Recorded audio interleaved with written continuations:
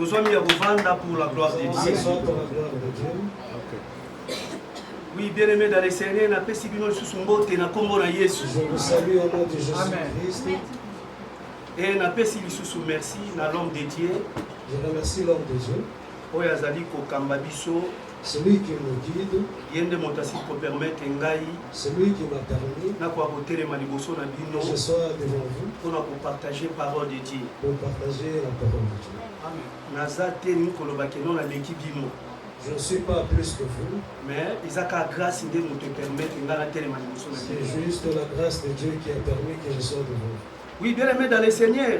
Bien aimé dans le Seigneur. La fois passée, pasteur a levé la question sur l'œuvre de la croix. La fois passée, pasteur nous a parlé sur l'œuvre de la croix.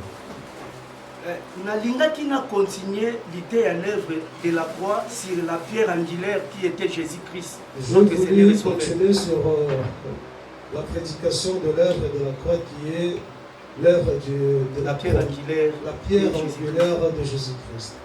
Qui est Jésus-Christ. En méditant la parole de Dieu, en méditant la parole de Dieu, Seigneur, azotindanga na lobela passage oyo. Seigneur m'a envoyé de parler sur ces passages. Voilà pourquoi touti kolobela na mukanda na malako. Voilà pourquoi on vient de parler sur le livre de Luc. Thème après-midi à l'élo ezali que sert-il à un homme de gagner tout le monde s'il perd de sa vie? Nini oya motuya moto akoki kozwa soki abungisi elimo na ye. Le terme d'aujourd'hui est que sert-il à un homme de gagner le monde en perdant sa vie? Bien mais ezalaki motuna o Yesu azali kotuna na foule pe na bayekoli. C'est la question dont Jésus posait à la foule et à ses disciples. Vous savez kosalela Yesu. Vous savez le Seigneur. Ezali te fuba flatter yo. Ce n'est pas la flatterie. Kosalela Yesu ezali d'abord un mutu yemoko esengeli azwa décision. Servir le Seigneur c'est une décision en soi. Kosalela Yesu ezali mutu yemoko a tie décision na ye na nzela lobi ke ngai funa landa Yesu. Servir le Seigneur, c'est une personne qui prend la décision de suivre le Seigneur. Place surtout Christ alekaki abandai pour flatter batute. Là où Christ passait, il n'a jamais flatté une personne. Mais ayaki l'évangile ya kopesa mutu accès mutu ayeba kopona kosala choix ya malamu na ya mabe. Mais il a donné la priorité à tout le monde de choisir ce qu'il veut. Makomi lobi ke azali koloba na kati etuluku ya batu na bayekoli. Les Écritures nous démontrent que non, il était entouré de tout le monde. Il n'a jamais partagé, mais il a parlé à tout le monde. Que celui qui veut me suivre, qu'il s'en charge de sa croix. Qu'il s'en charge de sa croix et me suivre. Chacun a sa croix qu'il doit apporter. Oui, il a pris pour nous la croix. Maintenant, c'est notre devoir de faire notre violence. Alléluia, bien-aimé. Alléluia. Alors, bien, si quelqu'un veut me suivre, qu'il se charge lui-même de sa croix. Qu'il se charge de lui-même. Après qu'il me suive. Après qu'il me suive. Il y a des fois, il y a parfois les gens vivent par manque de connaissances. Je n'irai plus à l'église. J'ai tellement prié à cause de ces problèmes, mais rien n'est fait. Je n'irai plus à l'église. Ce pasteur n'a plus le sont trop de voir que les choses tournent en rond. Je n'irai plus à l'église. Pour chercher le mariage, je n'ai jamais.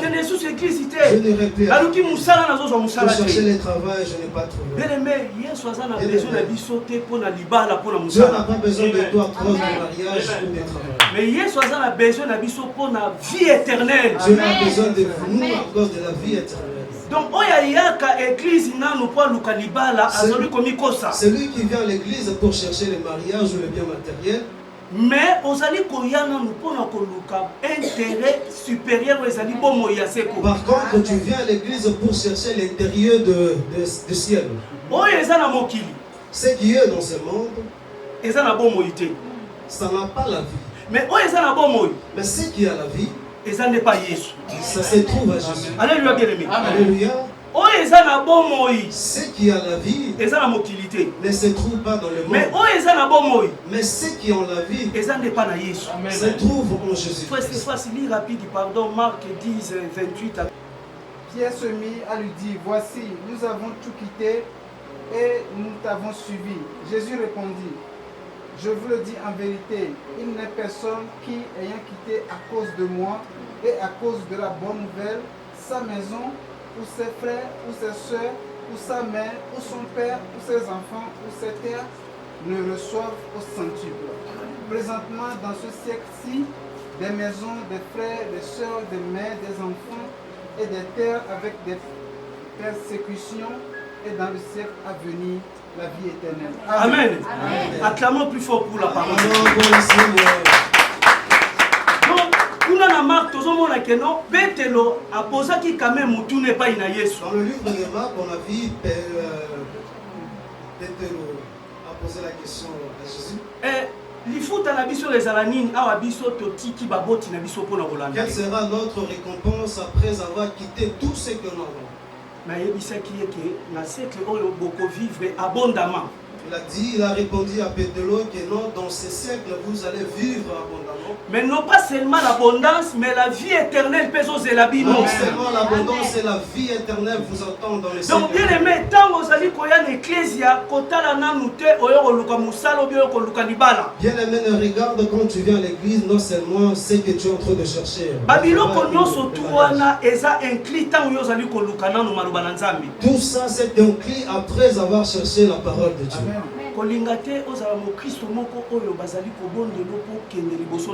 Ne sois pas un chrétien, on doit te supplier pour venir à l'église. Amen. La vie est donnée à tout le monde. Le salut est individuel. Donc, lobiko eza mutu yemoko fatele manatonga su décision. Le salut, c'est à une personne de prendre sa décision. Même atabana oyo tozobota. Même nos enfants que nous mettons. Rome na biso eza kotel sabango nzela ya Nzambe. Notre lore est de leur montrer le chemin. Mais pona ya kota alonga esengeli yemoko azwa décision. Mais pour qu'il puisse réussir, c'est à lui-même de prendre ses décisions. Soki ya su décision si il prend pas ses décisions. Kuna eza makambu te ya ko défendre te papa tailanga mwana oyo te. Ce n'est pas la défense que l'on le papa va défendre. Mais place oyo esengeli biso ko préparer bana nde yango tant tozobika na mokili. Mais pour nous, nous devons préparer nos enfants comme nous sommes en vie. Peut-être ozo condamner pasteur non pasteur azo sambela bien te pour nangai. Parfois tu es en train de condamner l'homme de Dieu qui ne prie pas bien. Mais là musu yo mo mutoza blocage eloko yozo luka Nzambe asalela yo. C'est toi-même qui as un blocage pour ce que tu cherches et que Dieu fasse pour toi. Ozo luka musala me yo yibaka. Tu cherches le travail, mais tu voles. Est-ce que musala? Comment tu vas avoir? Ozo luka libala mais yo zo vivre na makambo. Tu cherches le mariage, mais tu vis encore dans le mariage. Comment Dieu va te bénir encore? Donc peut-être le blocage ezali vie na yo moko. Peut-être que le blocage c'est toi-même qui est le blocage. Voilà pourquoi awa Jésus azali koyebisa foule na bayekoli. Et ici Jésus est en train de dire à la foule. C'est lui qui voudra me suivre. Il doit prendre d'abord sa charge. C'est lui qui voudra c'est lui qui voudra sauver sa vie. C'est lui qui voudra sauver la vie. La perdra. La perdra. Donc c'est lui qui voudra sauver sa vie, la perdra. Donc celui qui voudra sauver sa vie. C'est celui qui est assis sur des problèmes. C'est celui qui s'aime plus que Dieu. C'est celui qui exécute la volonté de Dieu contre la volonté de Dieu. Celui-là, il est en train de perdre sa vie. Parce qu'il y a lingi à bonga par rapport à la parole de Dieu. Parce qu'il veut satisfaire sa volonté. Ok, but na biso principal, isoki to sanganaka chaque jour. Et quel est notre but principal? Et ça pour ko grandir kondima na biso pour la vie éternelle. Pour accroître notre connaissance en Dieu. Pour oyo eza pa ya Nzambe na mokili ezalité. Parce que ce qui se trouve en Jésus-Christ dans le monde il n'y en a pas. Mais oyo eza na mokili pa ya Nzambe yali. Ce qui est dans le monde se trouve dans Jésus. Mais oyo eza na mokili et pas ya Nzambe ezati. Mais ce qui se trouve dans l'homme, en Dieu il n'y en a pas. Mais ceux qui se trouvent dans le monde, en Dieu, il y en a. Mais l'idée ya motuni yali nini ya motu yo koyukozwa soki yo bungisi bomoi na yo. Notre prédication de cet après-midi, qu'est-ce que tu peux prendre si tu perds ta vie? Ebele basali bechange ya belimo na bango likolo ya succès ya mokili oyo. Plusieurs ont échangé leur vie à cause de la succès de ce monde. Mais eza na mutu moko te oyo akotikalaka kokende na ba bien na ye nyoso tout. Il y a personne qui portera tout ce qu'il a cultivé sur la terre. Mais tandis que ezana moko akokende na gloire soki atambola ki na kobanga nzambe. Or il y a une personne qui partira avec la gloire s'il marche dans la crainte de Dieu. Ezali nani? Ezali mutoyo alingi perdre bomoi na ye po eta gagner bomoi ya seko. C'est celui qui voudra perdre sa vie à cause de la vie éternelle. Toi qui cherches seulement la raison, il n'y a pas l'humilité en toi. Donc, perdre tu es en train de perdre. Parce que tu veux toujours à tout prix. La raison appartient à Dieu. Mais cherche à perdre ce qui est à toi. En perdant ce qui est en soi, Dieu te le donne. Amen. Bien-aimé dans le Seigneur. Bien-aimé dans le Seigneur. Que sert-il à un homme de gagner tout ce monde pour perdre son âme? Amen. Nini oyo yozali koluka kat na mokili oyo po bumisa kondima na yo un jour. Que sers-tu à un homme de perdre sa vie? Biloko nyonso tu eza na mokili oyo eza ne bandeli pe suka nango. Tout ce qui se trouve dans ce monde, il y a un et koleka na yango bien-aimé. Mais maloba na nzambe kotika na seko na seko. La parole de Dieu restera. Et sengeli to profiter occasion oyo epesa meli biso pona kofumba mela mokonzi. Amen. Un jardin. La Bible dit quoi là-bas? Ma combien le Bible est 15e verset. N'aimez point le monde, ni les choses qui sont dans le monde. Kolinga mokilité. Ata biloko oyo eza na kati na mokili. N'aimez pas le monde ni les choses qui sont dans ce monde. Soki moto oyo akolinga mokili. Celui qui aimera le monde. Bolingo na papa eza te kati na ye. L'amour de Dieu n'est pas en lui. Amen. Alors bi nyonso tu oyo eza na kati na mokili. Tout ce qui se trouve dans le monde. Lolendo ya nzoto. L'orgueil du corps. Lolendo ya misu. L'orgueil des yeux. Lolendo ya mokili. L'orgueil de ce monde. Ezali koya te epai na tata. Ça ne se trouve pas en Dieu. Mais ezali koya epai ya père de mensonges qui est Satan. Mais ça se trouve en diable. Donc bien aimé, ezali pareil na moto oyo azali koluka ko gagner. Bien aimé, c'est pareil aussi avec celui qui cherche à gagner. Ye wana azali ko perdre vie na ye. C'est celui qui perd sa vie. Kolinga mokilité bien aimé. N'aimez pas le monde. Mabe de plus en plus ezobakisa malakata mokili. Le mal de plus en plus se fait que ça croître. Dernièrement nayoki témoignage mona okina nzoto malili. J'ai entendu dernièrement un témoignage. Babilenge basi bakomi kosala bekiri ya ba 6 personnes 10 personnes. Les femmes se rassemblent à 6 à 7 ba cible moto ya zana mbongo babengi numéro ya téléphone na ye. Chercher une personne qui a de l'argent. Tanga boya wana akomi na bango ba makang bango nyoso. Ils vont se voir et après ils vont prendre tous ces filles. Yango wana biloko ya mokili bien aimé. C'est ça les choses de ça. Moto azali koluka komi sepelisa. Celui qui veut donner gloire à son corps. Azali kobungisa bomo ila ya se. Perdra sa vie. Mais moto azali koluka kokufisa nyoso tu ya mokili oyo. C'est celui qui veut tuer son homme extérieur. Ye wana moto oyo nde nzambe azali kotombola. C'est celui que Dieu fait grandir. À chaque fois tozali komona na liboso na nzambe bien aimé. Chaque fois nous nous retrouvons devant Dieu. C'est pour nous faire nourrir. C'est pour faire accroître notre cœur. Si nous ressemblons devant Dieu, nous ne voulons pas manquer quelque chose spirituellement. Le monde rempli du mal. Le monde rempli du mal. Alors biso pe lokola bana na Nzambe. Alors nous en tant esengeli ntango nyonso toyeba kolesa motema na biso. Nous devons accroître notre connaissance na maloba na Nzambe. Dans la parole de Dieu. Comme c'est esclave ya mokili oyo te. Ne deviens pas esclave de ce monde. Ko privilégier te bien privé na yo na nous bien aimé. Ne privilège pas ce qui est à toi. Mais privilégier parole de Dieu. Mais privilège la parole de Dieu. Ba combien lobi chercher premièrement. La Bible nous dit chercher premièrement. Alors bi te chercher seconde, chercher premièrement. On dit chercher secondement. Donc il faut privilégier d'abord la parole de Dieu. Privilégions premièrement la parole de Dieu. Dieu. Quand vous privilégier parole de Dieu. Quand nous privilégions la parole de Dieu. C'est alors que Nzamba zoe ba kozwa soin ya misala na yo. C'est alors que Dieu prendra soin de nous. Ya lobi soki oza na présence na ye. Il a dit si nous sommes dans sa présence. Yebe akozala na présence na lui aussi sera dans notre présence. Mais thème na biso ezali motuna. Notre thème d'aujourd'hui c'est la question. Nini oyo tokoki kozwa na mokili oyo po ete tobungisa kondima na biso. C'est très important bien aimé. C'est très important. Même ata so bozongi na ndako bozwa ta ya kotanga maloba wana bovanda eza moment ya réflexion. Même quand nous sommes à la maison, prenons le temps de lire la parole. Niveau mokili ezokendele. La manière dont le monde avance. Biso lokola bana Nzambe. Nous, en tant qu'enfants de Dieu, nous réfléchir plus loin. Nous devons réfléchir à plus loin. Il faut vendre toujours la parole de Dieu. Nous devons être toujours sur la parole de Dieu. Amen. Ne cultivons pas la haine, mais cultivons la paix. Celui qui cherche à gagner sa vie, c'est une personne Celui qui cherche à sauver sa vie, c'est celui qui cherche à diviser. Amen. N'aimez pas le monde, bien aimé.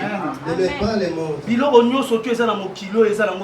ce qui se trouve dans ce monde. Mais sauf que la parole et la vanité, c'est la parole de Dieu. La parole restera. Maloba o epola kate tikala libela na libela, c'est la parole de Dieu. Ne se détruisent. Pamba te mokili ekoleka.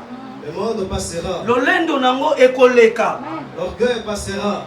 Mais maloba na Nzambe ekotika la seko. Mais la parole de Dieu restera toujours. Moto ya kosala mokano na papa. Celui qui fera la volonté de Dieu. Je wana nde Nzambe akozala na elo. C'est celui que Dieu sera avec lui. Que sert-il à un homme? Que sers-tu à un homme? Eza motuna bien aimé. C'est une question. Genèse 37 26. Genèse 37 26. Genèse 37 26. 26 à 27.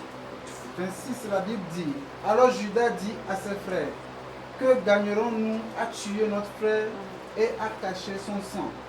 Venez, vendons-le aux Ismaélites et ne mettons pas la main sur lui, car il est notre frère, notre chair. Et ses frères l'écoutèrent. Alléluia. Amen. Alléluia. Que gagnerons-nous? Que gagnerons-nous? Litomani tokozwa. Que gagnerons-nous? Litomani tokozwa poike toboma ndeko na biso. Que gagnerons-nous? Litomani nakozwa pona ina ndeko na ngai. Que gagnerons-nous? Litomani nakozwa pona kabola ndeko na ngai. Que gagnerons-nous en séparant nos frères? Bien-aimé, awa complot salami. Ici, il y a un complot. Bana Jacob et bango nyonso tout. Les enfants de Jacob contre Joseph. Il faut sepela na lipambo ya moninga. Il faut toujours être joyeux. Soko sepela na eloko yo nzamba che kati na moninga. Si tu apprécies ce que tu as mis à l'autre, yeba ke oyo pesa kati na nzamba obimisango. Sache que ce qui est en toi aussi Dieu va faire sortir. Mais soki ozali ko sepela te na eloko yo nzamba che kati na moninga. Si tu ne pas en joie ce que Dieu a mis ozali komi détruire yo moko. Tu te mets dans le Seigneur. Awa tomoni bande kwa Jacob.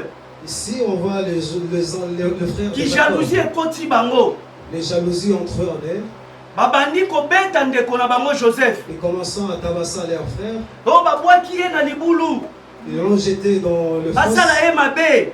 Qu'on le fasse du mal. Bona nini pone loko yo nzamba tiaki kati na ye. Pour ce que Dieu a mis en lui. Ok, au lieu de bango esengo. Or, au lieu de leur donner la joie, eza la fière ya famille. Que ça soit une fière de la famille. Mais ememeli bango motema mabe. Mais ça leur a apporté une mauvaise. Ememeli bango likunya. Ça leur a apporté la haine. Kasi moko kat na bango na kombo Juda. Parmi eux, l'un d'eux, Juda. Leur posa la question, que gagnerons-nous si nous renversons le sang de notre frère?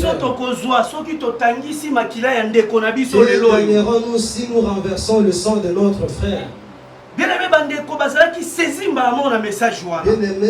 les gens ont été saisis en ces messages. À chaque fois qu'on posait acte, à chaque fois quand tu poses acte, contre la volonté de Dieu, si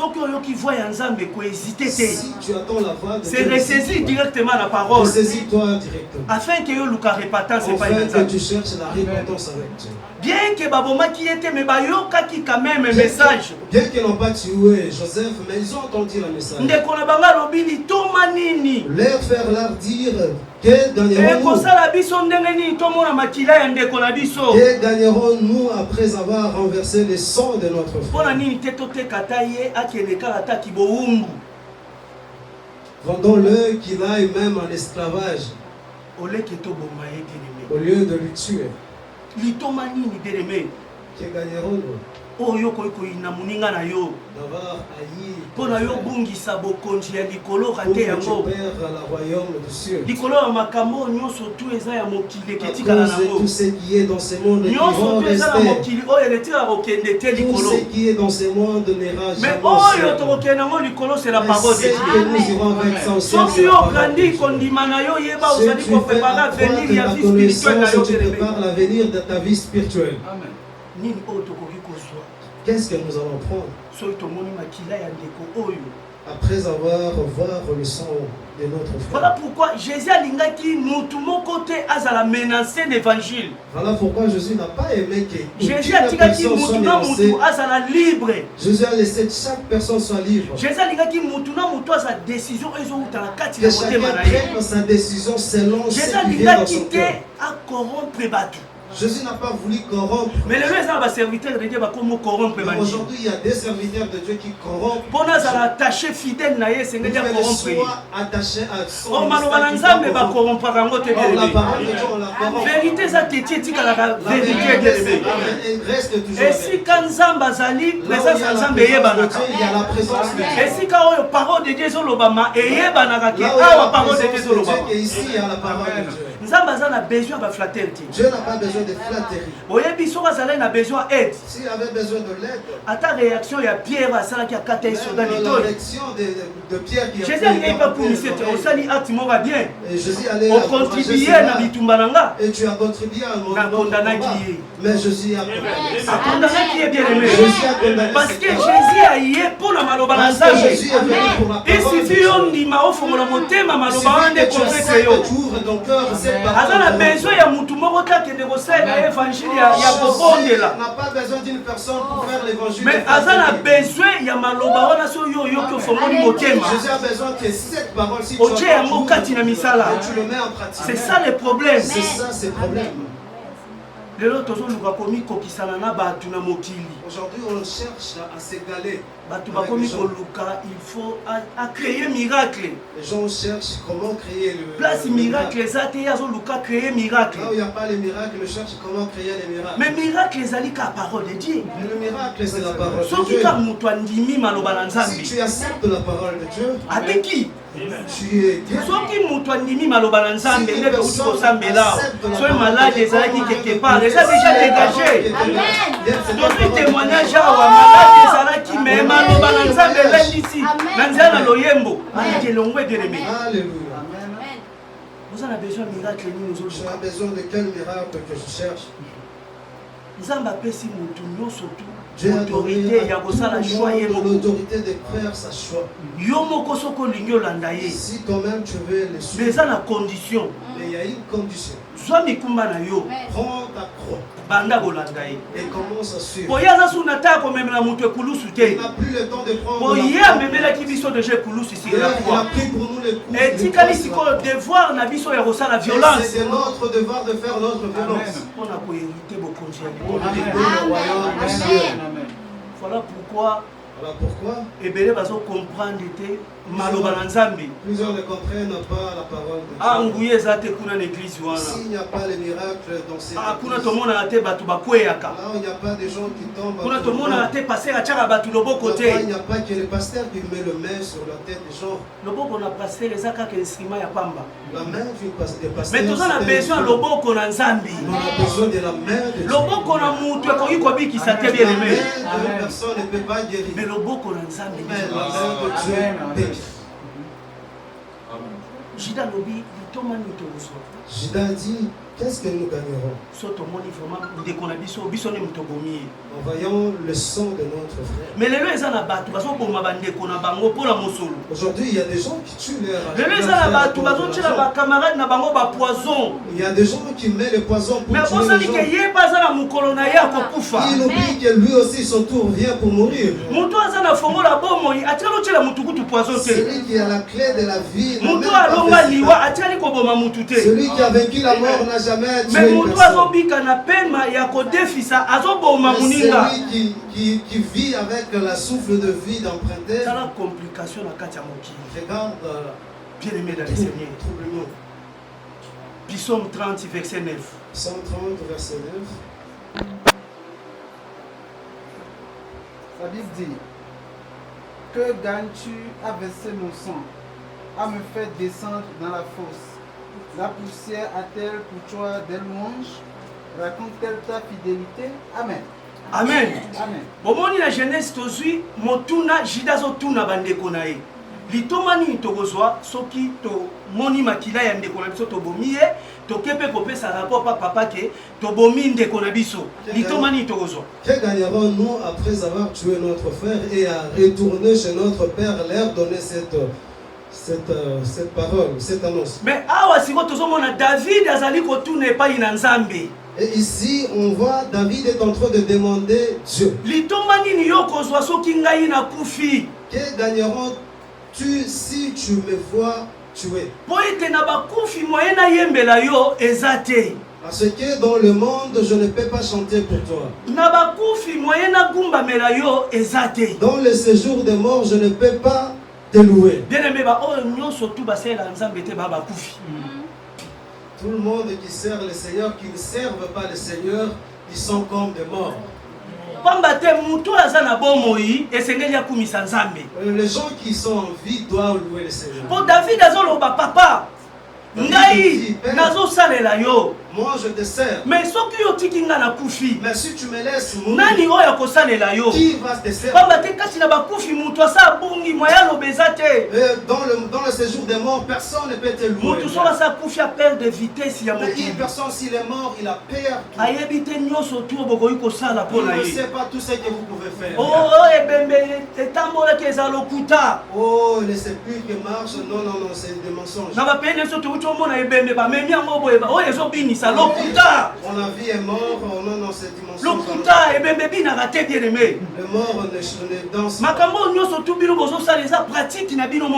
Tout ce qu'on est en train de faire, c'est nos pratiques.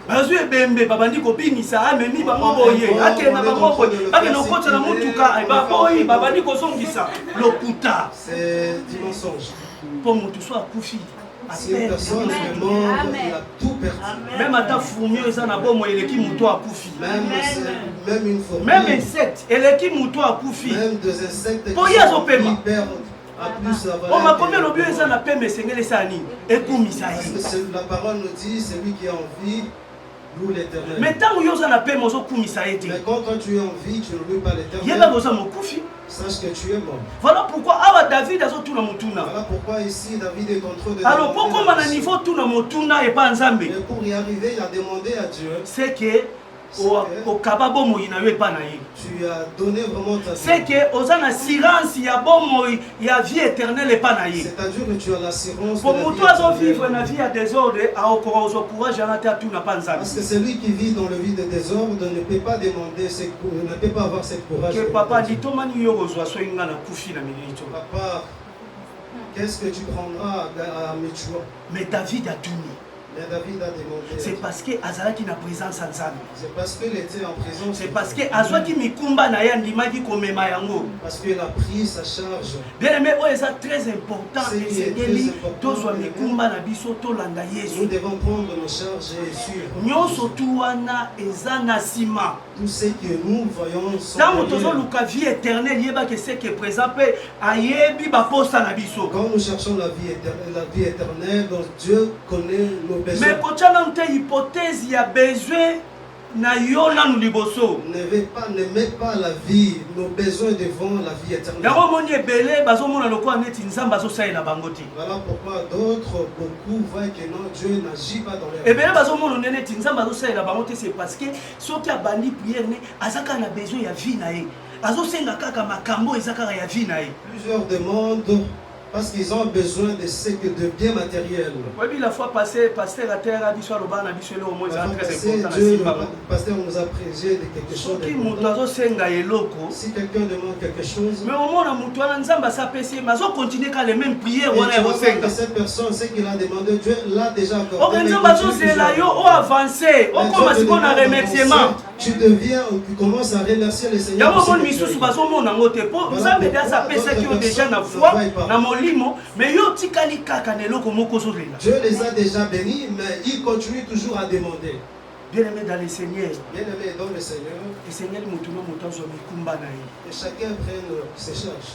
Ezala mutu moko ta komemela mutu mikumba. Personne ne prendra les charges de l'autre. Ezala parents komemela bana mikumba ti. Même nos parents ne prendront pas. Mais rôle ba parents ya ko orienter bana ko lakisa bango nzela ya Nzambe.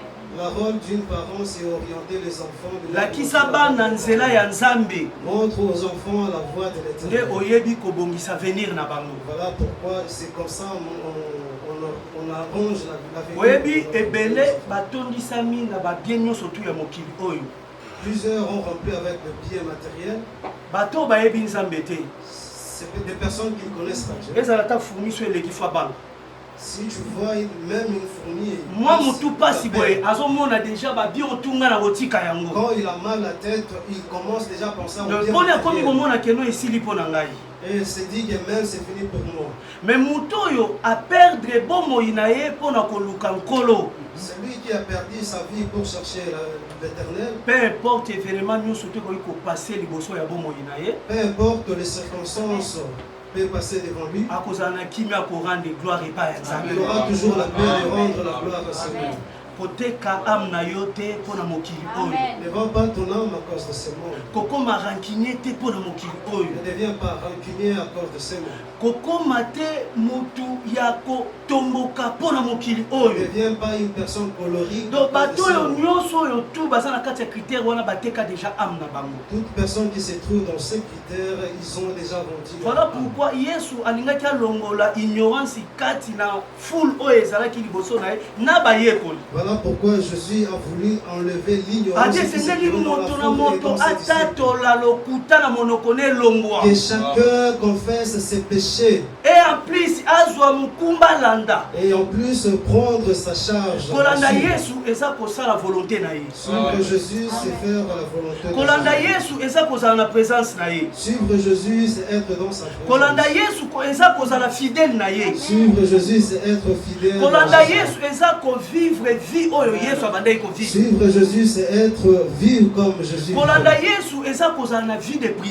Suivre Jésus, c'est être dans la vie de la prière. Là, on t'entend pour se fâcher.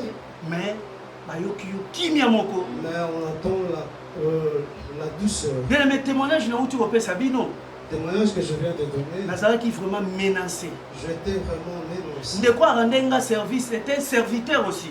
La personne qui m'a rendu service. Maintenant, quand je lui posais la question, c'est mon petit frère. Mais langage sa façon de tenir, c'est la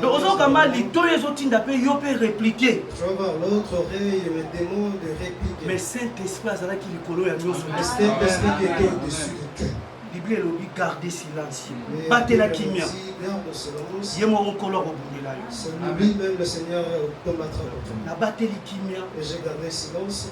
Ndekopé place azalaki molimo simbiye lisusu. Et mon ami aussi là où il était. Après 30 minutes, Après 30 abenga posi nganga bolimbisi. Il m'a rappelé pour me demander pardon. Abi yaya na comprendre qui te nini mema ngai. Alléluia. C'est l'humilité bien aimé. Amen. On peut acclamer pour ça. Donc toza na mokili moko toza na mokili oyo ya komeka matango nyonso tu. Il y a tellement de tentations. Kokamwa te même membre na yo ya ndako akoki komeka yo. Ne te donne pas même dans ta famille. Mais yo suppose faut zala na spiritualité mo ya likolo ko maîtriser. Tu dois avoir cette spiritualité qui est... Soki mutu moko ya fongoli porte yo ko fongola te. S'il y a une personne qui vient ouvrir la porte... Oyebi so moni porte yo ngo fongola e fungama te. Cette porte que tu veux ouvrir... Parce que Yesu ase alongela ki biso. Jésus a déjà vaincu. Yo mema kaka ekuruzu wana bien aimé. Kwa yango eza nde mikumba ya kosupporter ba faiblesse ya baninga. Soki ko supporter faiblesse ya baninga te bien aimé. Tu ne pas supporter la faiblesse des autres. Okozanga kokota bokonzi ya likolo. Tu n'entreras pas dans le royaume. Alléluia. Amen. Tika nzamba pambola. Que le Seigneur te bénisse.